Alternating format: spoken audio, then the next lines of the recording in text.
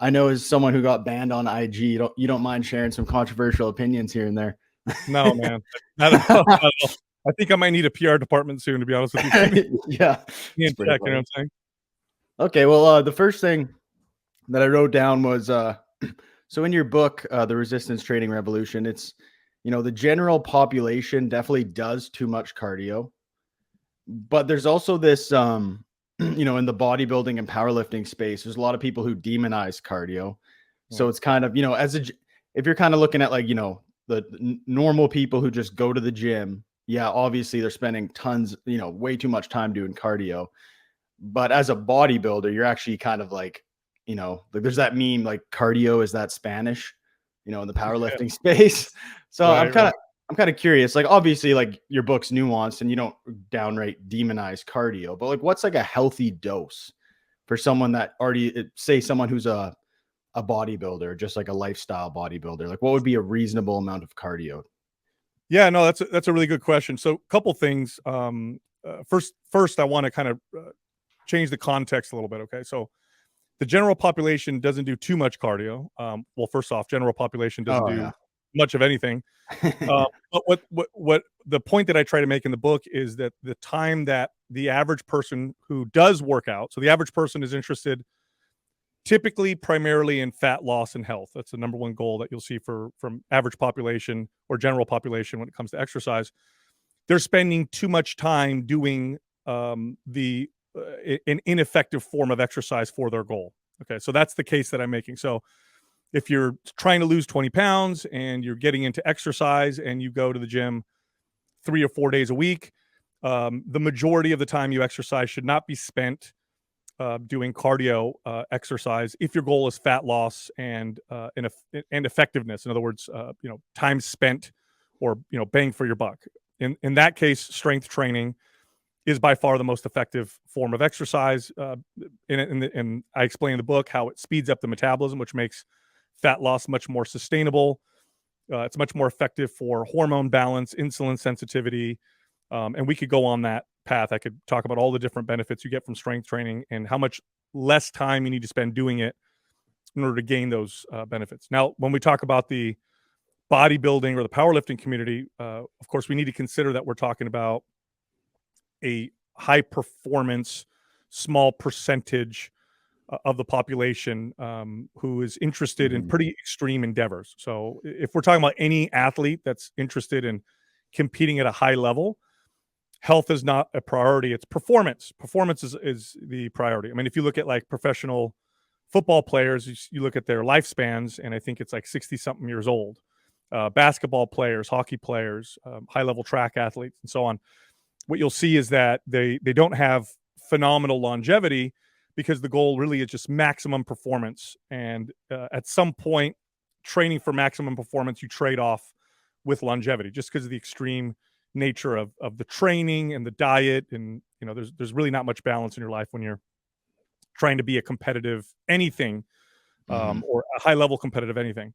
But if we're talking about health and you're a bodybuilder or a power lifter, what's the right dose? Well, you want to have some amount of cardiovascular fitness. You don't want to be have such poor cardiovascular fitness where you're out of breath doing, a set of 10 reps in a curl or something like that, right?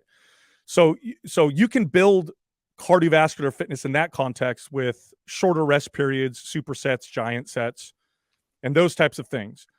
Power lifters would benefit from that occasionally as well, as they'll probably experience some hypertrophy, some muscle growth, which later they can translate into more strength and power generation for their sport, but also just for improved health. The way I like to communicate activity for health, I look at exercise and I say, okay, how are we going to get the biggest bang for our buck? And part of that is what's the most sustainable and, from a longevity standpoint and just consistency. And when you look at it that way, really it's just injecting activity into your daily life. And walking is the best. Walking is amazing. And there's a few reasons why walking is so great. And one of the primary reasons that walking is so amazing is because it's still a skill that most of us possess. Okay, so let me explain that a little further. All activities that we do are a skill to some extent. Okay. Running is a skill. Now, humans evolved to be excellent distance runners. In fact, this is one thing that humans can do exceptionally well in comparison to other animals. But we kind of stop running when we're 10, 11 years old, or when we stop playing sports, and then we decide we're going to go work out and we're going to lace up our running shoes and go running again. Biomechanics are terrible. Muscle recruitment patterns are terrible. It's no wonder that running has the highest injury rate among all forms of exercise. So although running could be good, I don't think it's great to advise, because most people won't take the time, and it could take as long as a year to develop the skill of running before they actually do it to work out, let alone a 240 or 250 pound bodybuilder or power lifter who, with the amount of muscle mass they're carrying, although it's muscle, it still changes biomechanics. They're not really built to run very well, right? They're built to lift heavy things, but they can still walk, and their biomechanics are probably okay. So the risk of injury is low. Walking has lots of health benefits. You're not going to build tons of cardiovascular stamina doing it, but you do get lots of health benefits, and the data is really clear on that, right? So with the bodybuilder, powerlifter, I would say you can do conditioning work for the stamina, drive a sled, swing a sledgehammer, or do a giant set or a high rep set of squats, that kind of stuff.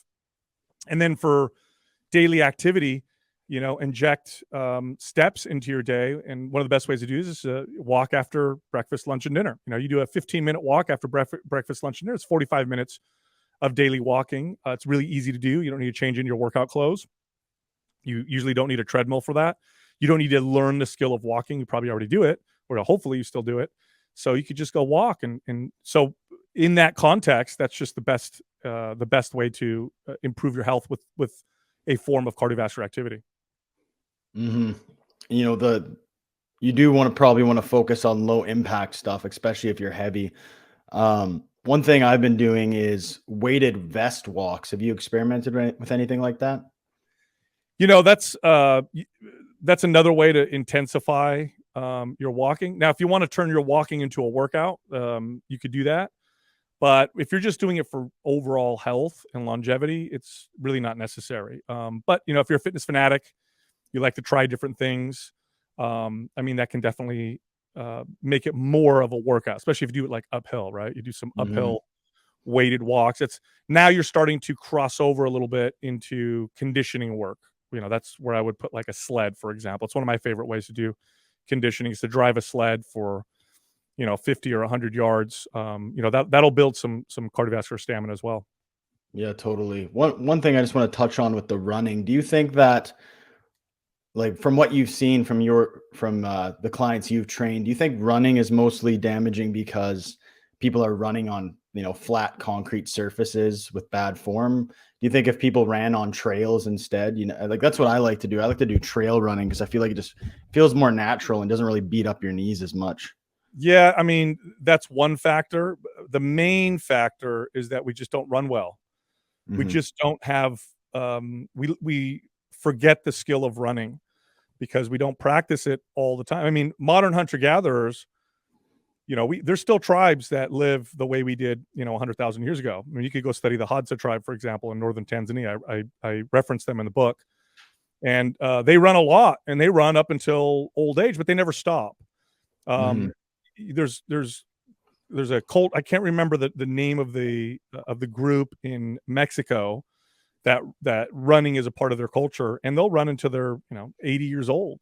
We evolved to be excellent at running. We really were, not sprinting, but running. And this is how we probably, the way we hunted was probably we'd surround an animal and injure it and then run after it until it got tired, and then we'd kill it, right, or finish the job.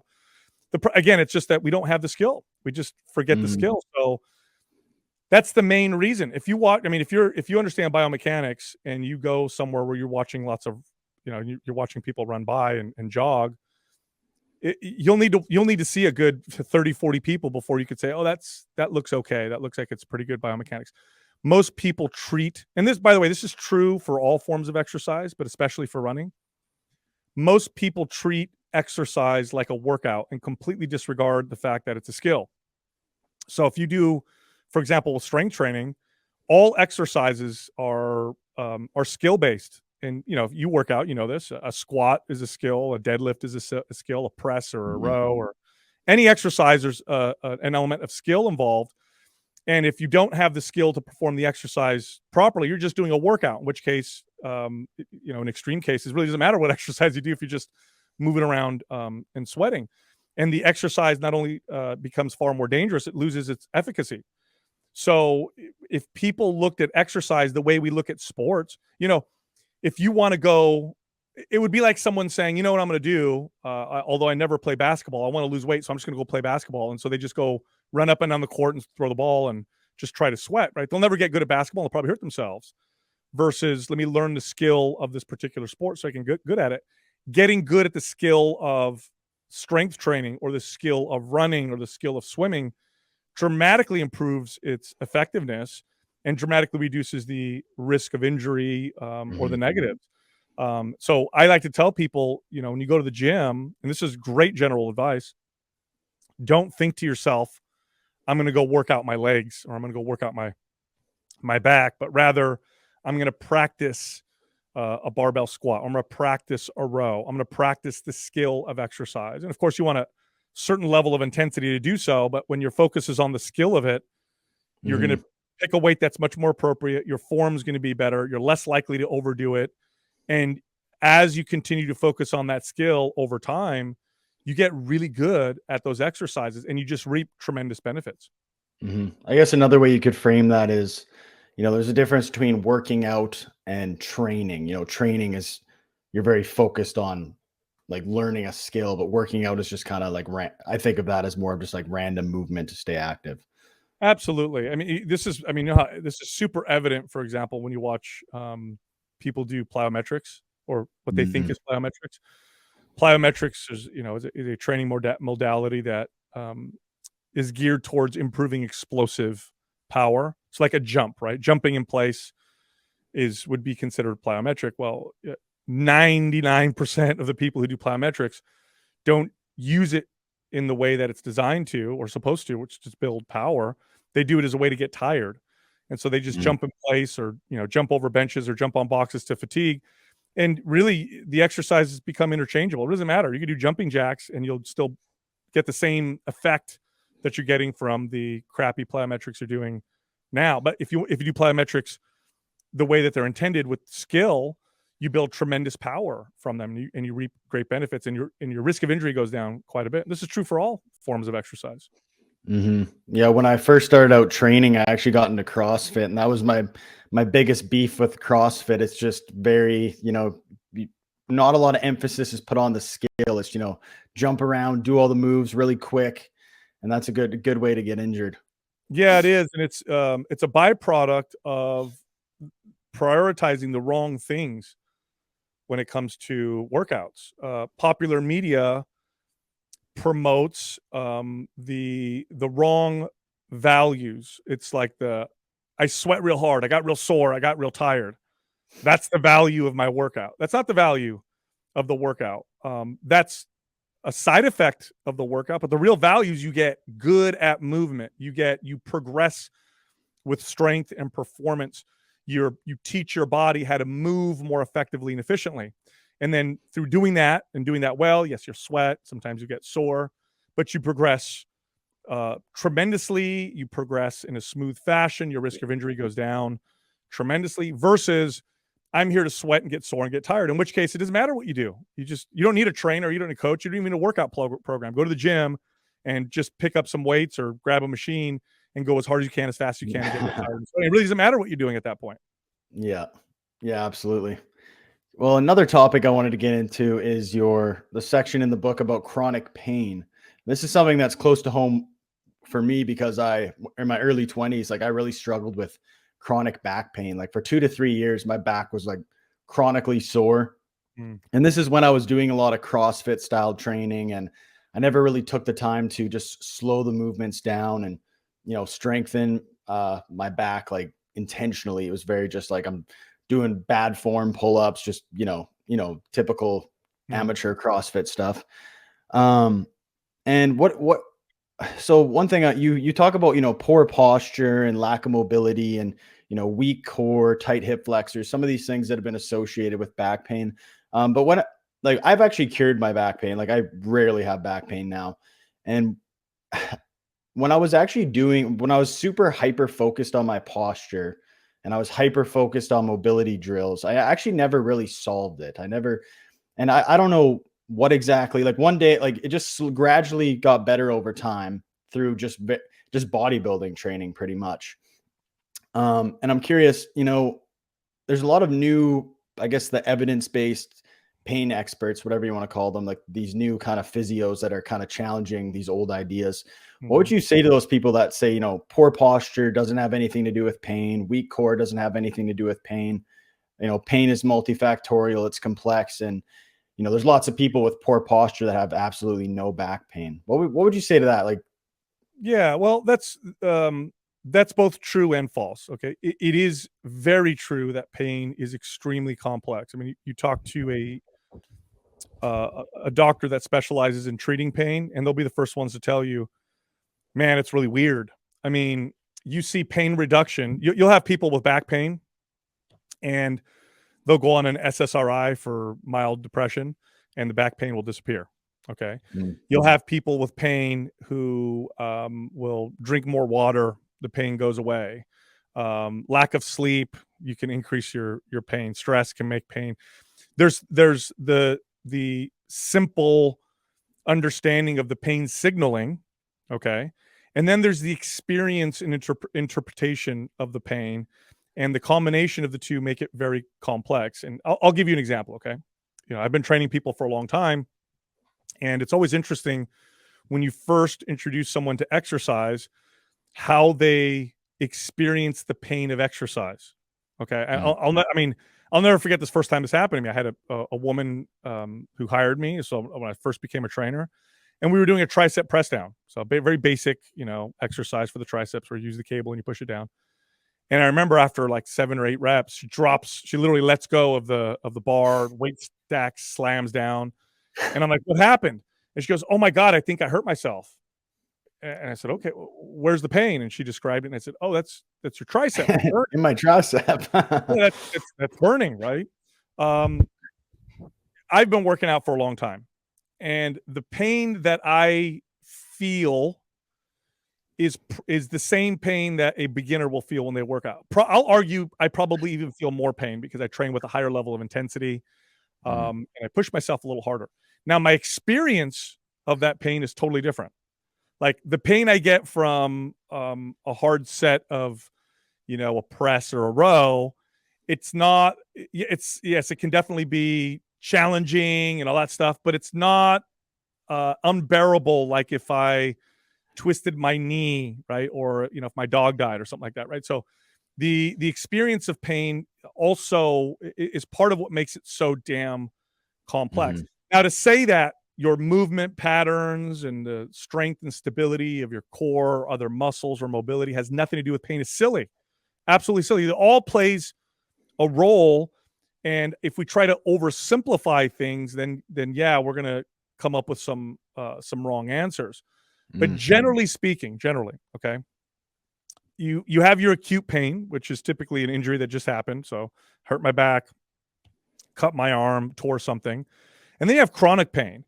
And chronic pain comes from, movement patterns that you develop over time, or maybe, pain, acute injury that you then develop emotional trauma around, and you still continue to feel the pain that's there. I mean, a great example of that would be phantom limb syndromes. It's a real thing, right? Where somebody loses an arm and then they suffer from tremendous, unbearable pain in that missing arm. Like literally, they feel the arm still there in tremendous pain.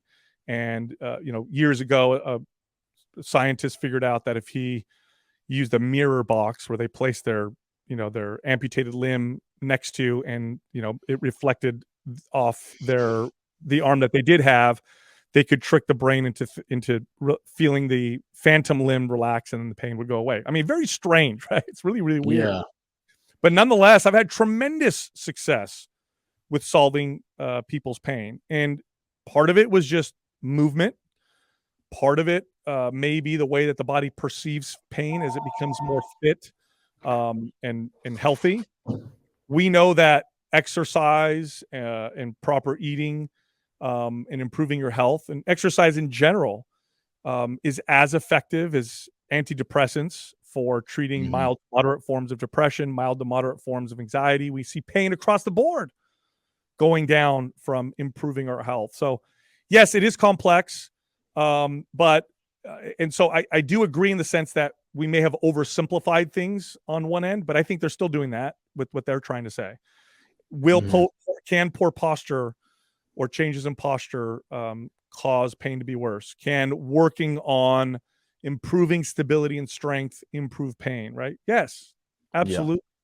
Yeah. And generally speaking, if I take somebody who has back pain and I identify that they are weak in a particular, area or function, and I strengthen that function, let's say in the lumbopelvic hip area, I'll generally see improvements in that particular individual. Sometimes within the workout. Sometimes I'll literally take somebody, I have back pain, and I'll work on certain muscles and activate, certain core stability muscles, maybe stretch some other muscles, and they'll come up and be like, "Wow, I feel like the pain is gone down 50%." So it's definitely complex, but to say that we have, it's as simple as saying yes or no to posture.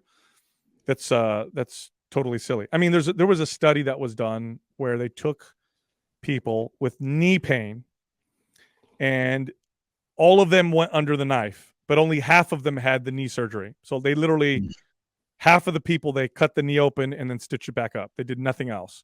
And the other half, they cut the knee open, went in, actually did their surgery, and then stitched it back up. And both groups felt similar or almost equal reductions in pain. So explain that, right? So and again, it has to do with the fact that there's the signaling that we can identify, the physiological signaling of pain, the sensors and the chemicals and how the brain lights up and all that stuff. And then there's the experience of pain. Good luck trying to simplify that to, a few different things. It's not going to happen. Mm-hmm. Well, it's also the catastrophizing of pain too. You putting, I remember when I was in pain, I was very depressed about it because sometimes you go to the doctor. I went to the doctor and they couldn't even tell me why my back hurt. And when you're a young guy trying to pursue physical fitness and your back is in tremendous, it was pretty bad for a while there for me. And I was like, wow, is this my life? Am I just going to be stuck with this?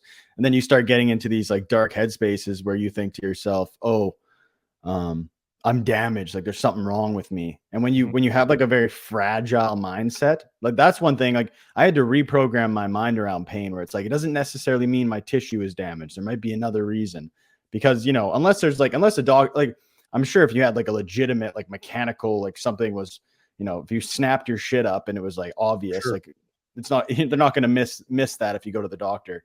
But then I wouldn't be surprised if your emotional connection and the trauma surrounding your pain was a large part of the experience that you had with the pain. I've had clients where I had, this actually, I'll talk about my wife. My wife is a good example. She worked for the Cirque du Soleil for a number of years. She wasn't a performer, but she did train with some of the performers and actually became quite proficient in the silks. That's where they those big drapes that they climb up and do a bunch of crazy acrobatics. And she was actually quite remarkable. Anyway, she hurt her shoulder doing it and she wasn't able to really do it anymore for a while. And that was a big deal for her because she'd never been athletic. She'd never done anything. And there was just a huge confidence boost. She had this incredible attachment to it. And she was able to do it. And then she couldn't do it anymore because of the shoulder pain. Well, we end up meeting and she's got this chronic pain and I do my assessment and we start doing correctional work on her and whatever. And we got to the point where her shoulder function was pretty good, but she still felt this pain. And we had this conversation one day where I said, there's an emotional component to this pain. And it might be a good idea for you to try to visit that and see if you can work through that process. Well, she did. And the pain went away. It went away from doing that. So, and I wouldn't, I would bet that your emotional connection, as you just described it, the trauma you felt because of the pain, because obviously you couldn't work out. You probably love working out. Young guy. Oh my God, am I going to be like this forever? This is going to suck. I'm sure that played a role. And I'm sure your mental, emotional processing of that pain also played a role in it going away. Yeah, I believe that 100%. Another thing kind of to do with that is, the term like correctional exercises or correctional exercise. Would you say like any exercise is correctional? Like do you need to do face pulls to fix your shoulders versus like just doing like really good upper, like just rows or something Yeah, else? Like, depends who you're talking about. Uh, I would refer to correctional exercise as an exercise that is very beneficial to your movement, very beneficial to your individual body, that helps encourage your body, and this is different from person to person, to have better stability, better movement, and to feel better. Okay, so mhm. theoretically, any exercise can be in that category. Okay, so if you had a terrible bicep injury, and then it healed, and then you go do curls, right? That could be Yeah, correctional exercise for you, right? yeah, absolutely. Most people wouldn't refer to a curl as a correctional exercise. So Yeah. it really depends on the person. And Mhm. some exercises generally are used more for correctional purposes than others. But I mean, any exercise can be placed in that category given the right context. Yeah, absolutely. And when it comes to mobility, are you would you say that if someone is training through a full range of motion, do you think and they have all the necessary mobility for those, their whatever exercises they're trying to achieve, do you think like mobility is still something that one should add into a program still? Again, it depends on what the variety of movements are that you're doing. Are you moving in different planes of motion? Are you expressing your body in enough of its potential to maximize your quality of life, to reduce your risk of injury and pain, and just make you feel good? So, Mhm. again, that's one of those it depends questions. It won't hurt. A lot of traditional mobility exercises are not exercises that you would typically do in the gym with strength training. And so they tend to be different. And they tend to move your body differently. And movement and getting better at movement, there's obviously carryover, but a lot of it's quite Mhm. specific. And if you get really good at a pull up, yeah, you're strengthening your back and your biceps, but a lot of the strength is specific to the pull up. You'll have some carryover to a row or to a curl, but most of those strength gains you're going to see expressed in that particular skill. So I like mobility mainly because most people do not train in the way that I had just described. Most people don't train in a way to where they're moving in all the different planes of motion. They're Mhm. doing a wide variety of exercises over the years. They're training, stability at end ranges of motion or in stretch ranges of motion. And again, it also depends on what you're looking for. Like, do you need the range of motion that a gymnast would need to perform gymnastics if you're just the average person who wants to improve health? No, I mean you're probably never going to encounter a situation where you need that kind of range of motion strength like a gymnast would, right? So again, it's one of those it depends Yeah. answers. And I'll say this, a good coach, an experienced trainer is probably going to answer most questions like what's best for this, what's best for that, with the answer it depends, because it really does depend on who I'm talking about. Yeah, absolutely. One more question to do with that's in line with this is the training with different planes of motion. Fear mongering around certain movements. So whether that be like spinal flexion or upright rows. Um, what are your thought like what are your thoughts of some of these people that are doing, these like heavy spinal flexion movements and stuff and just gradually working up to it? Like, do you still think, why has spinal flexion been demonized? And do you think like the body can adapt to anything as long as like, the tissues are ready for it? Yeah, so I can tell you why it's demonized. It's demonized because Well, here, let me start with this. Any exercise or movement that you can do with complete control, stability, and strength is safe. Okay. The most crazy looking movement Yeah. that you can do where you have complete control, stability, and strength, like complete control, stability, and strength, is going to be safe. Any movement that you do, even the most basic, simple movement where you lack stability, control, and strength, now becomes dangerous. Okay. Now this is also true.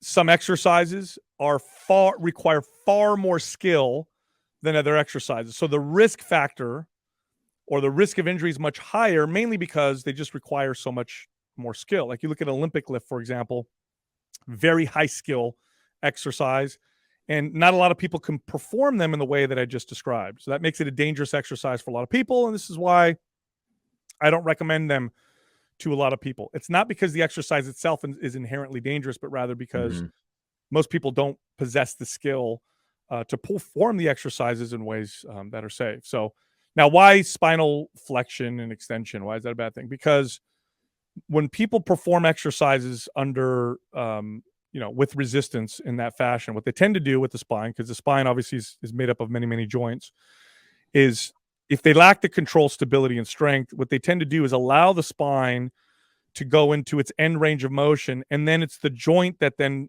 starts to support the strength, the resistance. Okay, so it's like it would be like I'm doing an exercise with my arm here, and I have a heavy weight, and then I let my elbow joint support the weight at the end, not the bicep stabilizing. So here the bicep stabilizing, here I let the elbow joint stabilize. Joints when you put load on the joint itself, the actual joint itself, and the muscle isn't doing all the stabilization, now it can become dangerous. The risk of injury goes up. So that happens with the spine. But if you allow your spine to flex and extend with resistance, but you're supporting it with the muscle, and you have good control and stability, it's perfectly fine. I mean, there's an exercise called the Jefferson curl where most coaches and trainers, don't do that exercise. I mean, it's been performed forever. Greco-Roman wrestlers have done it for a long time, especially in the Soviet Union. But under control with good stability, perfectly safe. You just have to have a good amount of skill and control to do some exercises in order to perform them safely. And that's it. So demonizing exercises outright, not very smart. But saying something like, hey, this exercise requires more skill than most exercises, so I don't advise most people to do this one unless you really have a good grasp of this movement, and it takes time to get there. So that's a perfectly reasonable thing to say. Awesome. Yeah, I totally agree with that.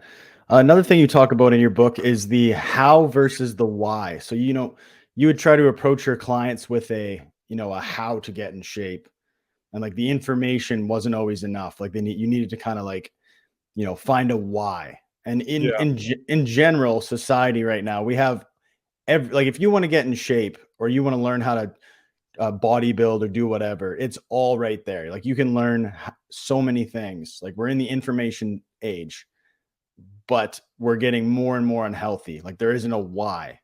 Right. So what do you recommend for, I don't know, like people trying to find their why? Or how do you, as someone who wants to promote a healthy lifestyle, how do you like get through to people that just don't seem to get it, or they're just kind of like, I don't know, disconnected from the idea? Cause it gets kind of, I remember like I did work as a personal trainer for a little bit, and it was very discouraging to see people just kind of, like the success rate for people actually making change is abysmally low. Super low. Yeah. It's the statistics will show that about 85% or so of people who lose weight gain it back within the first year or two. And I would say that number probably moves north of 95% if you just go out maybe 2 or 3 more years. So it's a terrible success. And I define success as forever. So if you lose weight, get in shape, and you maintain it forever. It doesn't count if it comes back a year later. That's a fail. Okay. We often confuse people for machines, like we're computers. Like with a computer, you want it to do something, you enter in the instructions and it does it. Okay. Humans are not that way. We're emotional, behavior based creatures, 100%. Yeah. Now we can definitely apply logic and reason, but if we don't address the emotional behavioral aspect, then we're going to be totally screwed, as evidenced by the obesity epidemic and how many people are unhealthy and chronic disease. I mean, most people know generally that being overweight and being inactive is unhealthy for them. They generally know they probably should move more. They generally know that ice cream and pizza is not as healthy as like whole natural foods. People kind of understand this, and yet people kill themselves through the behaviors and develop chronic health issues and dramatically reduce their quality of life. I mean, look, if you really understand exercise and nutrition, you know that, and the data totally supports this. Okay, you know that it improves every aspect of the quality of your life. I don't care what it is. You could talk about your sex life. You could talk about your productivity at work, the way you innovate, your sleep, obviously your energy, your mood, how you handle stress. I mean, I don't care what it is. Being fit and healthy improves everything. Well, why aren't we doing it? Like, there's nothing that does that for us. There isn't a single thing I can think of that would dramatically improve the quality of every aspect of your life, like just becoming more fit and healthy. Yet it's not happening. Well, it's because we think of people as machines, and then trainers and coaches make the mistake of thinking that everybody's got a fitness fanatic mind like they do. So if you're a trainer, you probably love fitness, obviously, because you made it your career. And the way that you, especially when you're an early trainer, the way that you think about it is you just do it. Oh, you just work out. You just eat right. Just do it. Make it happen. That's it. And then you'll love it, right? Well, that's how you like it. But most people don't give a shit about it that way. They view exercise and nutrition as a way to improve their quality of life. It's not something they love so much they want to make it their career. Okay, so we need to focus. The how is still important, but the why is far more important. That's what keeps people consistent forever, right? Like, I've said this on other shows before, but the man who loves walking is going to walk further than the man who loves to get to the destination. If you love walking, you're going to walk every day, and you're going to walk until the day you die. The man who loves getting to a destination, once he gets to the destination, he's going to lose that love of walk. He's not going to want to walk anymore. He's done. He got there, right? So that's just an example. So, okay, so how do we do this? Well, first off, we have to completely change the paradigm around exercise and nutrition. We need to shift people from a self-hate model and help shift them to a self-care model.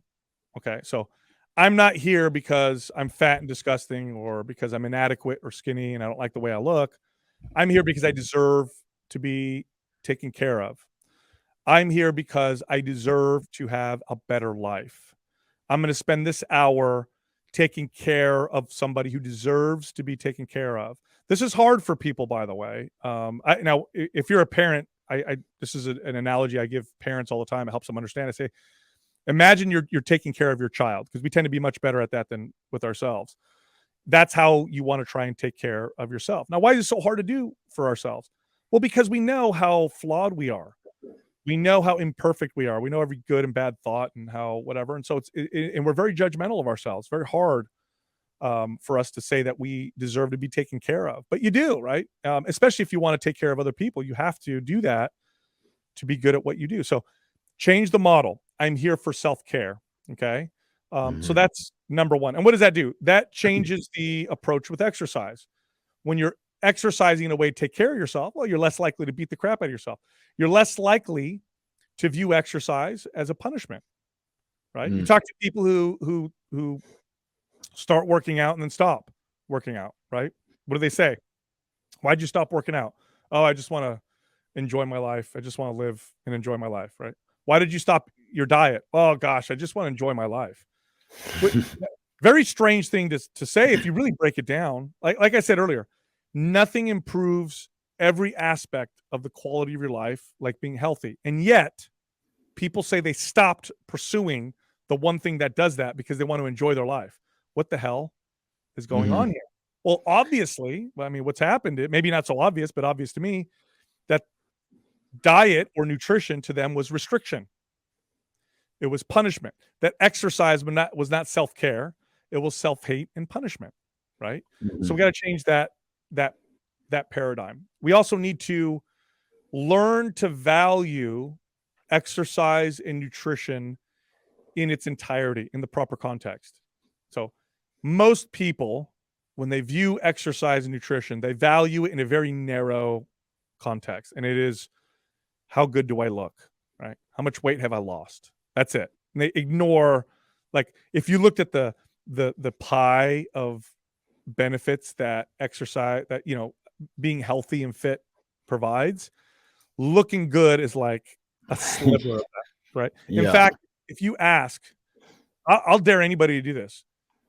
Find somebody who's been working out for more than 10 years and eating right for more than 10 years consistently. Okay. Find that person, you know, that person in your life, find them and say, what are the top 5 reasons why you still exercise consistently and you still eat right consistently? And I guarantee you, looking good either won't crack the top 5 or it'll be like number 5. Definitely won't be number 1. What those people have learned over time is they've learned all the other values, which are actually more important, right? What you'll probably hear at the top is mental health. Oh man, it makes me feel good. You know, I'm more positive. You know, then underneath that, it's like, oh, I can move better. I have less pain. I have more energy. Then under that is like, oh, I'm a better father, a better mother. You know, and then maybe down the line, it's like, oh, I look good. You know, it makes me look good. So we have to really communicate that to people. And I did this as a coach and as a trainer. It took me a long time to realize to do this, but I started doing this with clients and it made a huge difference because, you know, that person starts working out and eating right. And, you know, if you do it right, they probably are not going to lose any weight for the first few months. You know, if you do it right, what you're really trying to do is get them stronger, get them to move better, you know, feed their body appropriately so their metabolism starts to speed up. So that means on the scale, they're not going to see a lot of stuff happening. Well, if you only focused on the weight, well, you feel like you're failing for 3 months. Oh my God, this isn't working. I've been doing this for 3 months and the scale, you know, only went down a pound or hasn't gone down at all. Well, that's because they're not really paying attention to everything else. You know, in that 3-month period, I guarantee they feel better. I guarantee their libido improved. They're sleeping better. They've got more energy. They feel more positive. And when they realize all those things, well, this is a phenomenal success. You know, the looking good, you know, here's the deal. This is the truth. Okay. The reason why us as humans, this is from an evolutionary standpoint, the reason why we value aesthetics or looks to an extent, the reason why women will look at a man who appears to be strong, who appears to have good posture, who doesn't have tons of body fat, right? Who's got, like, you know, the classic more broad shoulders and the, you know, tighter looking physique and all that stuff. Why do women value that? Because what that represents is good health. What that represents is vitality. That represents fertility. Okay. Why do men value a certain hip to waist ratio in women? Which, by the way, whether a woman is 170 pounds or 105 pounds in different parts of the world, there's a hip to waist ratio that is considered ideal and it's very consistent, right? Why that? Why a certain body fat distribution? Why a certain type of posture, right? It represents health. Okay. So if you do this for the right reasons and you improve your health, because what'll happen is you'll improve your health in general ways. Okay. You'll improve your health in real ways. The side effect of that is you start to look good because it starts to reflect your better health. It starts to reflect the fact that you're more fertile, that you have better vitality. Okay. What we've done is we've done the reverse. It's almost like valuing a car for how fast it looks, not how fast it goes. You know? Yeah. And in extreme cases, this is plastic surgery, lots of anabolic steroid use, you know, body obsession, very unhealthy practices. So if you do this for the right reasons in the ways that I described, the side effect, the beautiful side effect of it is you start to look good. So that's the irony, right? I want to look good.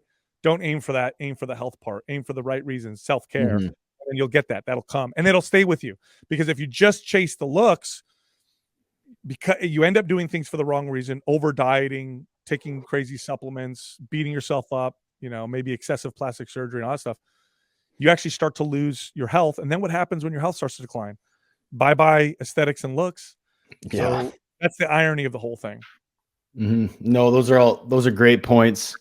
And to go into that a little bit, in this pursuit of just merely, like, I guess, vanity, and that can, like, obviously that can be a motivator to get people in the gym, Sure. but we need to have this more holistic approach. And one thing in particular is the whole, I want to get into, because you got a section on intuitive eating. Okay. And there's one thing in particular is the whole, like, flexible dieting thing. Mm-hmm. And it's very just like calories and macros focused for the most part. And it's Yeah. not really, they don't focus on, like, the nutritional value of food, to the point where you have some of these, these evidence-based nutrition guys. I'm not going to name any names, but they'll say things like, oh, well, there's no such thing as, there's no such thing as a clean food or a dirty food. And it's like, I think it's kind of like a straw man argument. Or if they say things like, well, all foods are processed, and it's kind of this weird thing where it's like, yeah, all foods are processed, but there's a difference between, like, getting your veggies in a bag or a bin versus, a highly palatable. It's like this very, like, you know what I'm talking about. You've seen this in the Yeah. industry. Oversimplified. They've really oversimplified the complexity. Boy, you want to talk about a complex relationship. Our relationship with food is, boy, we do not value or respect just how complex it is. To break food down into calories and macros, those are definitely components of food, but Mhm. that would be like breaking down a Picasso by the fact that it's paint and colors, or Yeah. breaking down a piece by Mozart and just saying it's notes, like on a piano, right? Those are components. But look, we celebrate with food, we mourn with food, we connect over food, we have emotional connections to food, we have cravings that are triggered by a whole bunch of complex feelings and emotions. And then, yes, food also fuels us, and it's got macronutrients and nutrients and calories and all that stuff. So when you talk about intuitive eating, now intuitive, it's just, there is no better word, because I hate the word intuitive, but I use it because I can't think of a better word.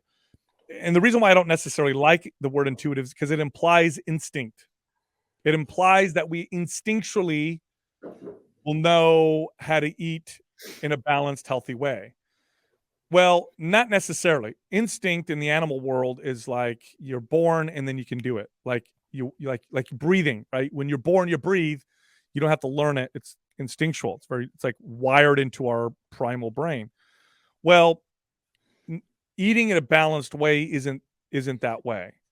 In order to develop intuitive eating, we have to foster a relationship with food that helps us move in that direction to where we develop balance. So what does that look like? Well, we definitely need to understand what's in food. So what has protein, what has fats, what has carbohydrates. We need to understand calories and that kind of stuff. So that's important. We also need to understand how we relate to food with our emotions. When I'm stressed, when I'm anxious, when I'm happy, when I'm sad. We need to understand how modern foods have been engineered to be hyper palatable. So we've literally gotten to the point where we're so good. We have markets in free societies, right? And markets are really good at giving us what we want. And what we've done a really good job of is engineering foods to be almost like drugs, in the sense that they are so hyper palatable that they overcome our natural systems of satiety. So to give you an example, most people could not sit down and finish 4 or 5 plain boiled, no salt, no butter potatoes. Like, most people could not sit down. If I gave them 5 plain boiled potatoes and said, eat these all in 45 minutes, most people wouldn't be able to do it. They would gag after probably 2 potatoes. Oh, I can't do this, right? But most people could do a whole family size bag of Lay's potato chips. Same number of potatoes. One is engineered to be hyper palatable. The other one is not so much. And by the way, studies support this. Heavily processed foods will typically result in about 500 or 600 more calories consumed in a day. So that's important to understand. as well. It's also important to understand, like I said, with exercise, self-care and health in the full spectrum. What foods are healthy? Depends what we're asking. There's physiological health, there's emotional health and mental health. If I visit my aunt, who I haven't seen in a long time, and I love my aunt, and she makes her homemade ravioli and pizza, and we have a glass of wine together, and I connect with my aunt. Is that food, is that pizza, that ravioli, those raviolis and that glass of wine, in the context that I just described, is that improving my health? Well, yeah, it is. Yeah. Now, is it improving my physiological health? I mean, if we just isolate that, probably not, right? But generally it is. I mean, we're social creatures, and I'm connecting with someone. And there's also some health benefits to enjoying the experience of eating this food. Okay. Yeah. Well, yeah, that could be healthy in that context. If I'm at home watching TV and I need to eat something and I'm depressed and I want to medicate myself with pizza, raviolis, and a glass of wine, is that now healthy? Probably not. Mm-hmm. Probably not so healthy. For the most part, it's probably healthy to eat things that are physiologically healthy for me. By the way, this is so this is the process that leads to intuitive eating. This is the balance, right? Because here's what it looks like when we don't do it this way. We go on a diet, and then we go off a diet. And if you ever look at someone, you ever examine the behaviors that happens, and you may even examine this in yourself. When you go off a diet, you don't just go off the diet. You exhibit self-destructive behaviors, especially those initial few days after you go off a diet. Like you go like, I'm going no carb, I'm going to eat keto. Okay. People don't go from keto to eating carbs by being like, yeah, here I'll have a few strawberries and I'll have a little bit of rice. It's like, I'm off keto, I'm going to eat a box of cookies, right? So there's no balance there because they're valuing foods in not a complete way. Balance looks the way I just described it. Intuitive eating is the way I just described it. You go somewhere, somebody offers you a cookie, and you don't say, no, I can't have that cookie. You say, I don't want it, or I do. You identify all of its value. Look, I'll tell you what. I've never tried heroin, okay, in my life. I've never tried heroin, but I'm not stupid. I know that heroin probably feels real good. That's probably why people get addicted to heroin. Yeah. Do I want to do heroin? No.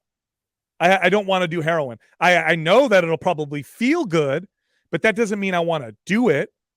Just like if you put a pizza in front of me, more often than not, I'm going to not want it. That doesn't mean I don't know it's going to taste good. I just don't want it because I know the complete value of that particular food. Or in the context I explained earlier, at my aunt's house, and she brings me and she makes the pizza. In that sense, I do want the pizza. So imagine this, okay? Imagine this. Imagine people eating in ways that were healthy for themselves in the context that I just described. You know what that means? That means they want to eat healthy. Yeah. What does that look like? Depends on the context, but it's balanced. Now, to be clear, you're not going to be 4% body fat eating that way. You're not going to be the top level bodybuilder athlete. But then remember, as we described earlier in this podcast, that's also not healthy. That's extreme performance, right? So if you want to get 4% body fat, you're probably going to have to track your calories and weigh in, your food and that kind of stuff. But if you want longevity and health, which looks like generally lean, generally good strength, general good muscle, I feel good for the most part, nothing crazy, nothing extreme. Well, that's intuitive eating. Mm-hmm.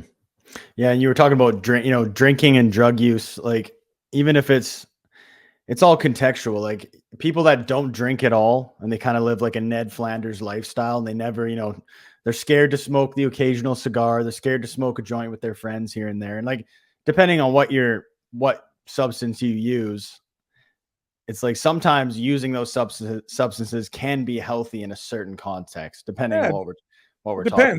Depends on the person. I mean, if somebody never wants to drink or smoke because it's a part of their spiritual practice and they really don't want to, that's perfectly healthy.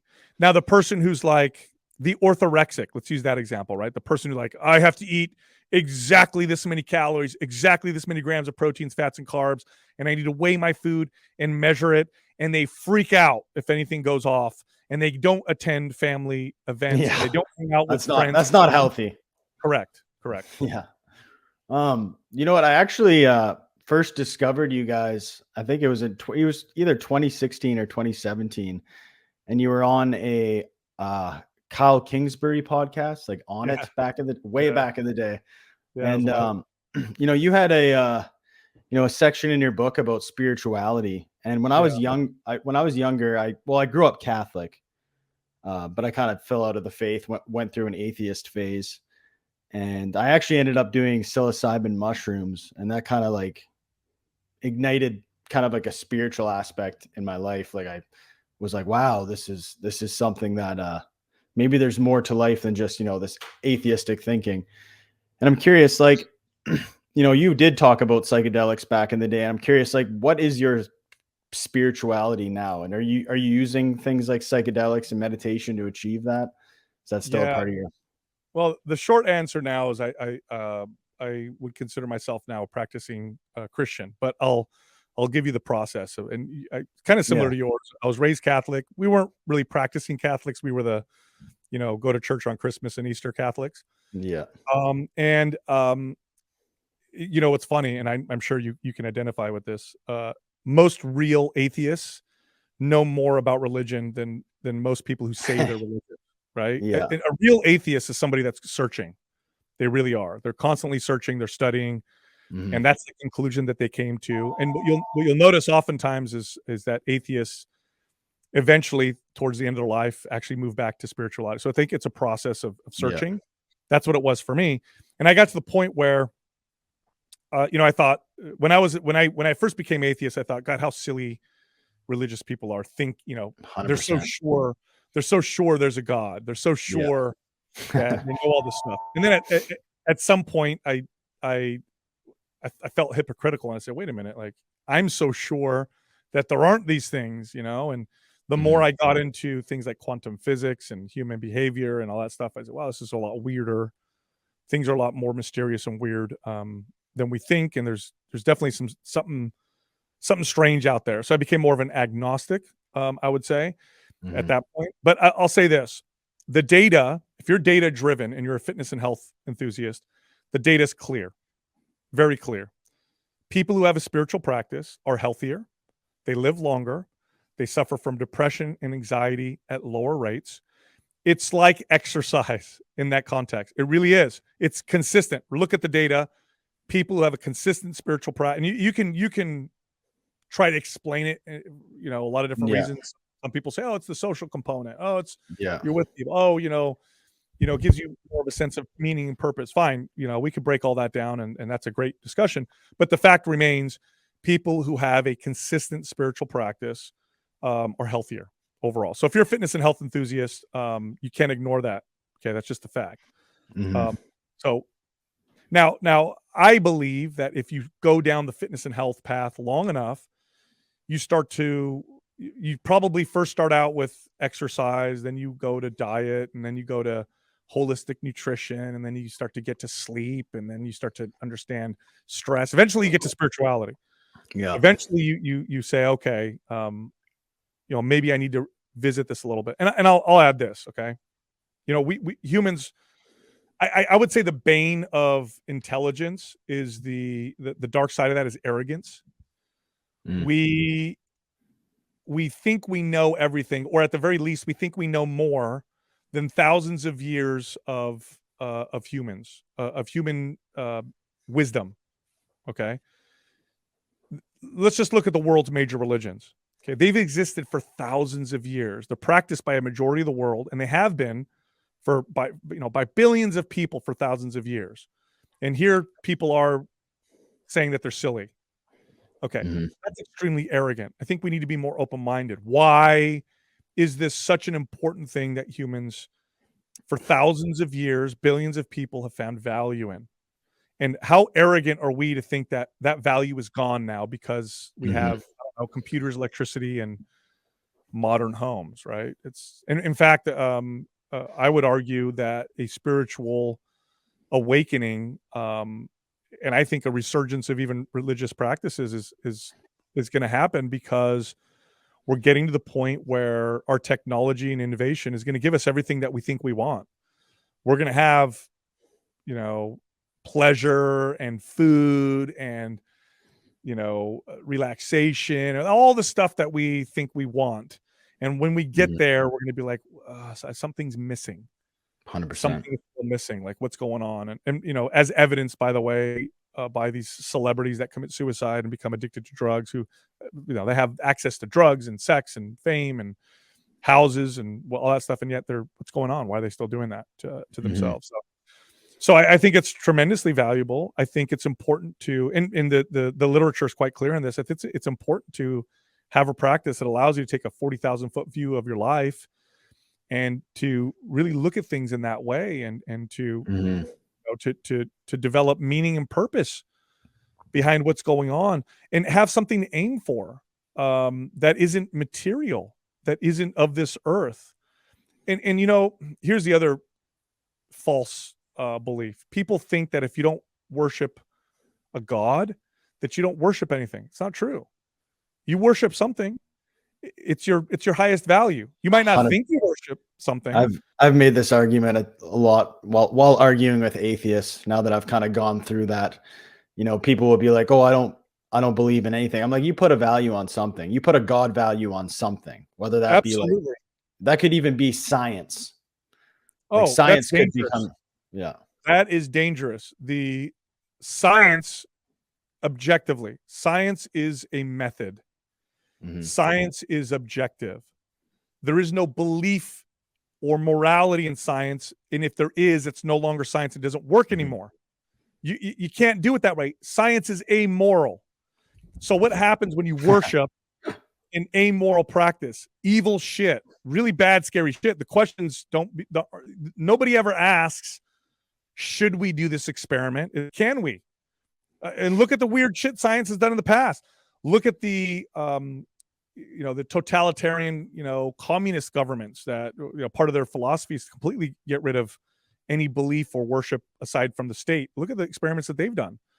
So no, that's a very dangerous thing. But yeah, most people in the Christian faith would say that if you don't worship God, you're going to probably worship money, power, pleasure, or honor. It's going to be one of those things. And if you think, oh, that's not me, look at your actions, and there's something that's a top value, and that's what you worship. So I would rather choose to worship something that is not of this world, that gives me some purpose and some meaning, allows me to reflect, and allows me to continue to grow and seek being better. But you need to have, look at life is, I don't care how easy you think your life is, it's still hard.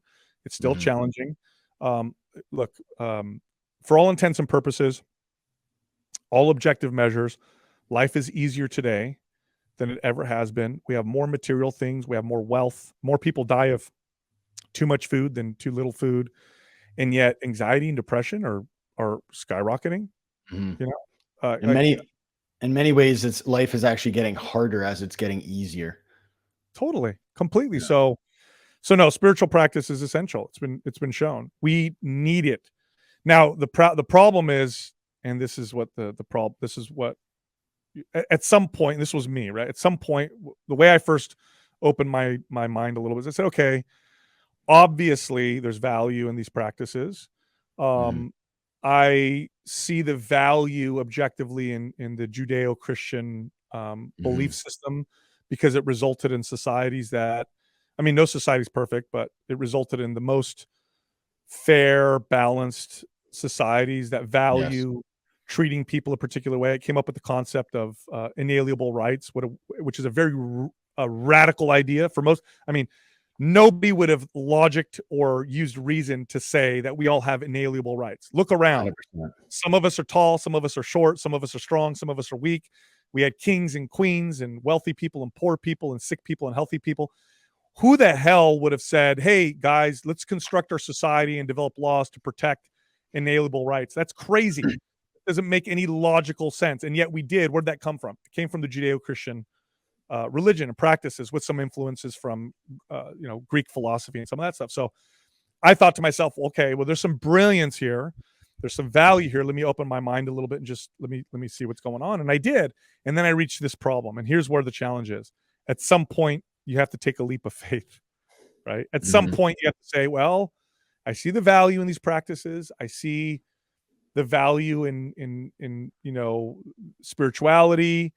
Now I'm at this problem. Do I actually believe in this esoteric part? And I can't answer that for anybody, but you will reach that at some point. You have to decide for yourself. Okay, it's valuable, but do I also believe in this other part that's important? And people who are religious and spiritual will tell you that that's an important component. It's like removing a plant from the dirt. Now, it'll live only for so long, but without that nourishment, it tends to die. Now, as far as psychedelics and those types of things are concerned, there's many ways that we can alter our state of consciousness.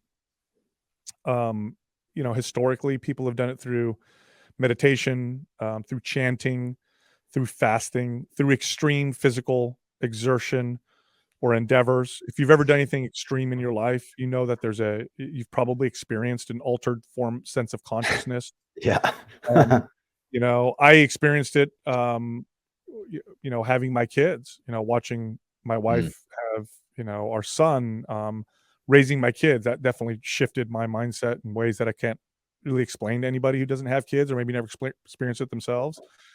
Psychedelics are another way of doing it.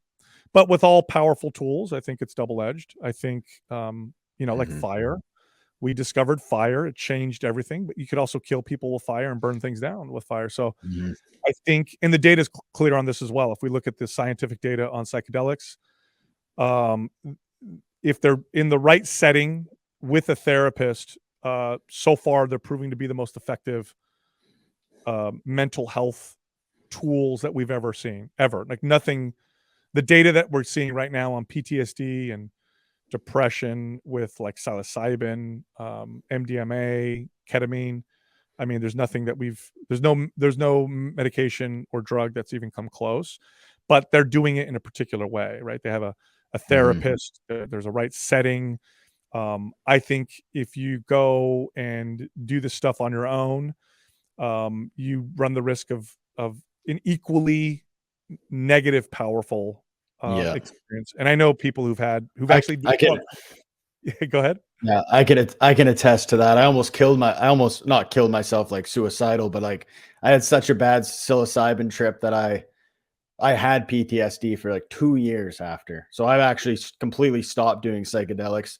And the reason I wanted to ask you this question is, you explained being an atheist and then you became agnostic. You started seeing, there's more to this life than just, data, and psychedelics definitely played a part in that for me. But then I got to a point where I was just I was taking these psychedelics and I felt like I wasn't really, I think I was just becoming reliant on them to have like spiritual, to feel my purpose in life.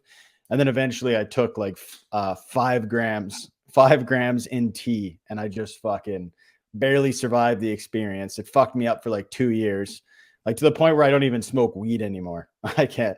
But then during that time, like my whole like cultural, philosophical, political experience or perspective really changed. And I actually became more drawn to Christianity. Like I did like a full circle in my life. Isn't that interesting? So, yeah, it was super interesting. Like psychedelics had a part to play, but now I don't touch them and I don't even smoke weed anymore. Although I wish I could, but it just kind of brings back some of that PTSD feeling. Yeah, no, I think it's important to not fall in love with feelings. Yeah. And I think sometimes you can do that with psychedelics or tools, right? You fall in love with the feeling that it provides, and that's the wrong path. I think the feelings can lead to helping you open up different pathways and helping you seek and search and understand. But falling in love with the feeling can lead to addiction, and it can lead to a lot of problems. And you're right. You see people who do this with psychedelics. That becomes their religion, the psychedelic itself. Yes, that's what happened to me. Yep. Yeah. And in other cases, people apply reason to that. So they try to like reason is wonderful, but it's also limited. And so, because we can reason ourselves to do almost anything. I mean, look at human history. It's like we've done some crazy shit. And so then people will like use that and say weird things like life is about pleasure. All life is about pleasure, and they worship pleasure. And say, all life is about, it's like you're gonna be very limited, or something's gonna happen. You're not gonna have that anymore. And then where are you gonna be? And so it's interesting is like the Catholic religion. We had Bishop Barron on the podcast a couple times. He's a Catholic bishop, and I asked him. I was at this point I was agnostic, and I said things like, "Why do Catholics do all the sitting down, standing up, all that stuff?" And he goes, "Well, involving the body in the spiritual practice is very important. Trying to separate the body from that is." And I thought, as a fitness person, well, yeah. Well, geez, that makes a lot of sense. So there was wisdom there that I completely disregarded because I always viewed it through this like cynical lens. Really interesting. Did you, as you went through that religious kind of like full circle, did you also go through like a political and cultural perspective full circle, as far as maybe you were more left leaning when you were kind of in that more atheistic phase? Actually, it was my political leanings that helped lead me towards spirituality. As I remember when I was younger, I couldn't really identify with either political party in the past. Now today things have gotten a little crazy, but I remember in the past it was like, well, I like the like let people live the way they want aspect of the left, because I think if no one's hurting anybody, that we should let them live the way they want. It doesn't necessarily the left doesn't even do that anymore. That's the problem. No. In the past, right? I'm not talking about the same. Yeah. What we see now is the infiltration of the Marxist philosophy, which is a very poisonous one. But back then it was like, let people say what they want, live the way they want, as long as they don't hurt anybody.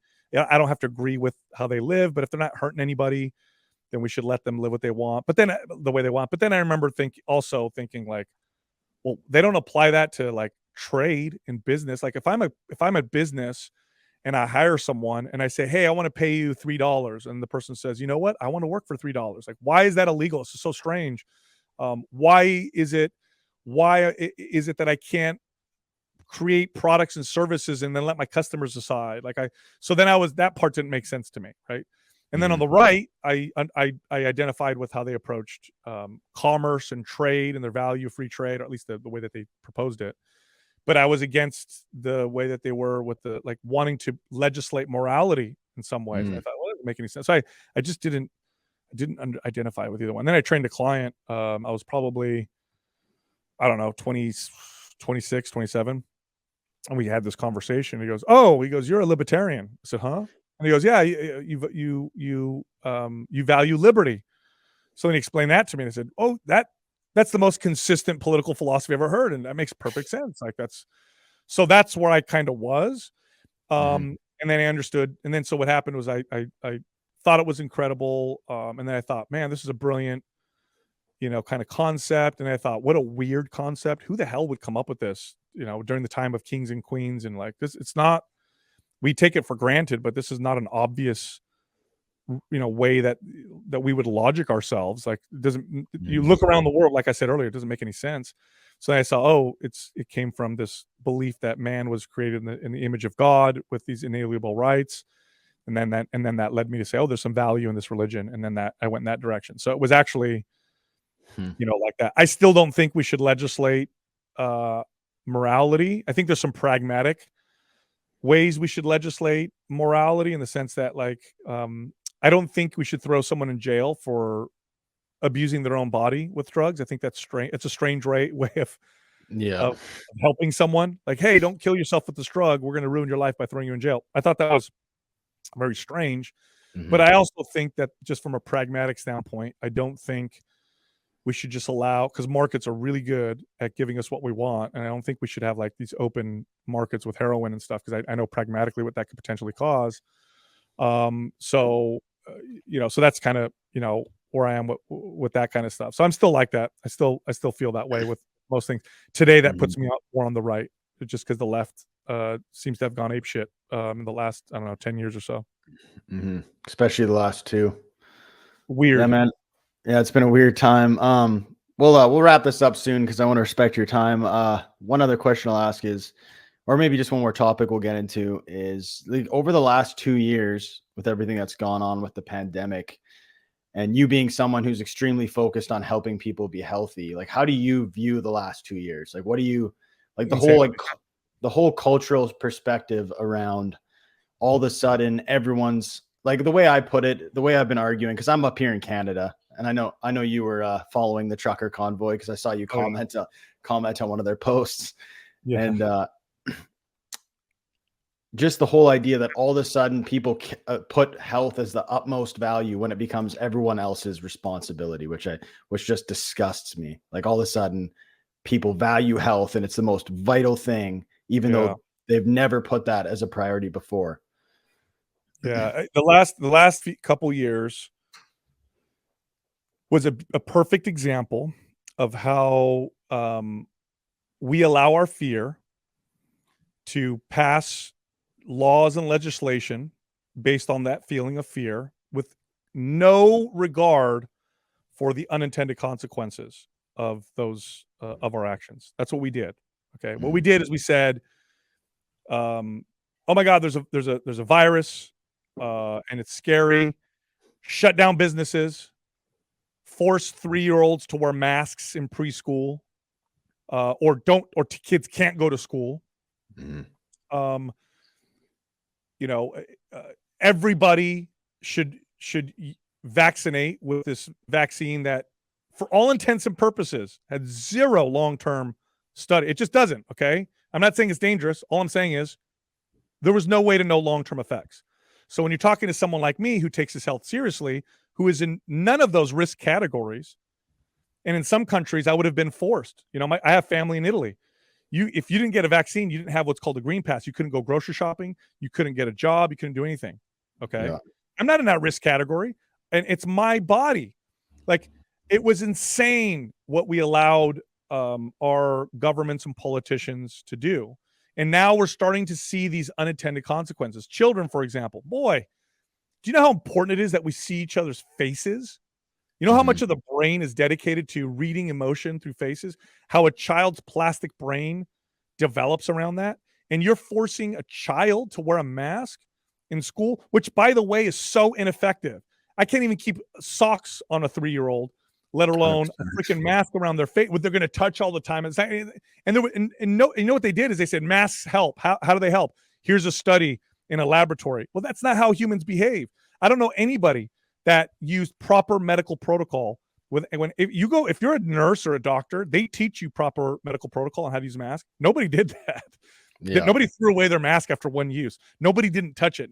Most people didn't use N95 and never touched it and did all that stuff. Everybody had the same mask in their car they put on and off or whatever. It was all theater. It was all show. And if 100%. anything, people probably introduced more shit into their systems by touching them all the time or whatever. We destroyed businesses. And, all these people who supported this are all like, oh, we need more equality in the 1%. You know what you did by shutting down all these small businesses and allowing these massive corporations to swallow up market share? Look at the numbers. Amazon, Walmart, Target exploded. Small businesses decimated. 100%. Not because of consumer choices, but because of our fear. Like, what the hell is going on? Terrible, absolutely terrible. And it just shows that we're just such fear-driven. You scare people and they'll do almost anything. We need to do something. The worst way to pass any law is to say we need to do something without considering any unintended consequences. There's always unintended consequences. If we don't consider those, like, for example, if we get a 5% reduction in gross domestic product, you get more death. More people die. It's the people who are the most vulnerable die from that 5% drop. Not the wealthy or the middle class, but the people at the bottom. So we shut down all these businesses. We cause all these economic problems. We probably killed more people. We probably stifled some innovation. We see mental health problems explode. People didn't go to the doctor. So cancers and heart diseases didn't go detected as a result of this. It's funny, thank God for I'm going to sound very, patriotic here. And I don't mean this necessarily in the way it's going to come across. I'll explain. But thank God for America. And I'll tell you why. The way that we have a unique government, and the way that it was designed, first off, it was designed by founders who were extremely distrustful of authority. And they literally designed it in a way to where it's really hard to be tyrannical. So we have like a state and federal system. Okay. And we have a court system. Now, a lot of countries don't have this. Like you go to Europe and Italy, France, whatever, boom, sweeping policy. In America, we have states that, said, no, we're not going to do these laws. We're not going to do these things. And some states said, yes, we will. And so we actually had all these kind of stopping points that slowed down the potential tyrannies. And we have a court system where you could challenge a lot of stuff. So what do you have? You have, compare very populated states like Florida to New York or California. Okay. Florida had 2-week lockdown. That's it. After that, it went back to normal. Okay. California, we just recently lifted our mask mandate. Okay. Look at the infection rate, look at the death rate, control for things like age and health. And what do you find? No difference. No difference. Mm-hmm. Why? Because people change their behaviors anyway. Like when you look at the data, when people saw cases go up, they stopped going to crowded places.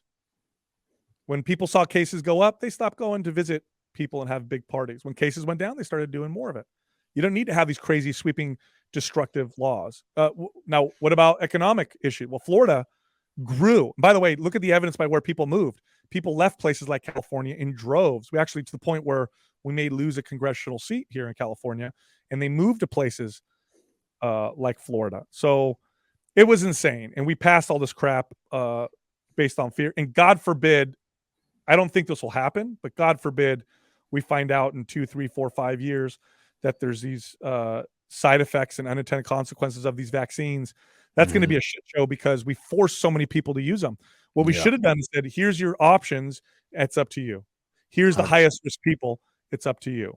But now that we forced all these people, if there comes out that that they caused some shit in some people, I don't know how they're going to deal with that. It's going to be it's not going to be good. Cool, man. Well, I agree with absolutely everything you're saying. You got me going around, dude. Yeah, that's what I wanted. All right, man. Well, let's wrap this up. I really appreciate you taking the time to speak with me today. Thank you. I appreciate having me on, man. Yeah, if you can just let everybody know where they can find you in case they've never heard of you, that'd be awesome. Yeah, so the Mind Pump podcast, or the top fitness and health podcast in the world. So you can find us on any podcast platform, and then me personally on Twitter at Mind Pump Sal. Sounds good. Thank you, man. Appreciate it. All right, brother. Thank you.